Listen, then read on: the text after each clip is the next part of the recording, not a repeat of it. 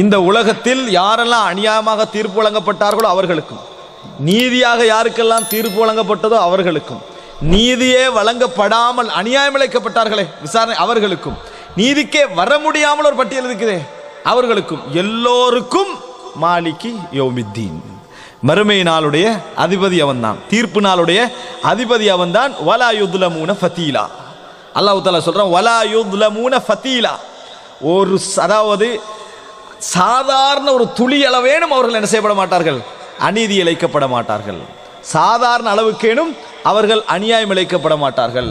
எந்த அளவுக்கு மிஸ்காலு தர்ரா, ஒரு அணுவுடைய பெருமானமாக இருந்தாலும் அங்கே அநியாயம் இழைக்கப்பட மாட்டார்கள். இன்னும் சொல்ல அல்லாஹு தஆலா, அதாவது ஃபலா யகாஃபு துல்மன், அந்த இடத்தில் அந்த அநியாயம் இழைக்கப்பட்டவர் எந்த அநியாயத்தையும் பயப்படக்கூடாது. இறைவன் நீதி என்ன செய்வான், வழங்குவான், முழு நீதியை எடுப்பான்.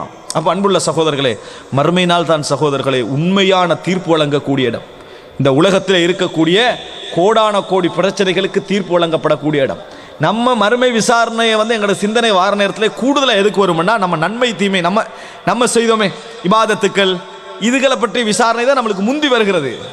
அதெல்லாம் முதலாவது நம்ம நினைக்க வேண்டும், இந்த உலகத்துக்கான டோட்டல் நீதியே மறுமை நாளில் தான், இந்த உலகத்திற்கான முழு நீதியே மறுமை நாளில் தான். அன்புள்ள சகோதரர்களே, இந்த அடிப்படையில் மறுமை என்பது ஒரு மூமினுடைய மனதில் எப்படி இருக்கணும் தெரியுமா, இபாதத்துக்களுக்கான விசாரணை போன்ற சிந்தனையாக இருக்கக்கூடாது, அருள்களுக்கான நியாமத்துக்களுக்கான விசாரணை போன்ற நிம்மதியாக நினைக்கக்கூடாது, விசாரணையாக நினைக்கக்கூடாது. இந்த உலகத்திலே நடக்கக்கூடிய ஒவ்வொரு செயல்பாடுகளுக்கும் அநீதியாளர்களுக்கும் எதிரான ஒரு விசாரணை தான் மறுமை நாள் என்பதை நாங்கள் புரிந்து கொள்ள வேண்டும் சகோதரர்களே. அதனால் இறைவனின் நீதிமன்றம் அங்கே ரசூலுல்லாஹி ஸல்லல்லாஹு அலைஹி வஸல்லம் அழகாக சொன்னார்கள், வலைஸ பைனஹு வ பைனல்லாஹி துர்ஜுமான், இறைவனுக்கும் யாருக்கிடையில விசாரணை நடக்கிறதோ அங்கே மொழிபெயர்ப்பாளர்கள் ஒருவர் தேவை கிடையாது. மொழிபெயர்ப்பாளர் என்று சொல்றா, இவர் சொல்றத மொழிபெயர்த்து அல்லாஹ்வுக்கு சொல்றதல்ல, அங்க துர்ஜுமான் ரசூலுல்லாஹி மீடியேட்டர், விளங்கிட்டா, இவருக்கு அவருக்கு இடையில விஷயத்தை சொல்லி வாதிக்கிற லோயர், இது அங்க எதுவும் இல்லை, அல்லாஹ் டைரக்ட்லி என்ன செய்வான், பேசுவான். அது மாத்திரமல்ல, ஒரு விசாரணைக்கு நம்ம போன என்னதெல்லாம் பயப்படுவோம், ஒரு விசாரணைக்கு நம்ம போனோம் என்று சொன்னால் எதுக்கெல்லாம் பயப்படுவோம், பல விஷயங்களுக்கு நாங்கள் பயப்படுவோம். ஒன்று, நம்மளோட விஷயத்தை இவர் சரியா புரிஞ்சு கொள்வாரா, நம்ம அநியாயம் இழைக்கப்பட்டு சரியா புரிஞ்சு கொள்வாரா, உன்னை விட புரிஞ்சு கொள்வார், உன்னை விட புரிந்து கொள்ளக்கூடிய ரப்புல் ஆலமீன் இடத்துல அந்த விசாரணை நடக்க போகிறது.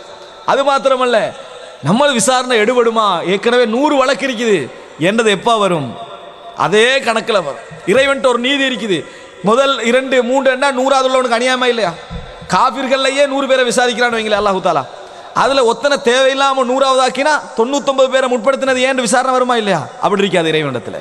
இறைவன் விசாரிக்கிற முறையே தனியாக இருக்கும்.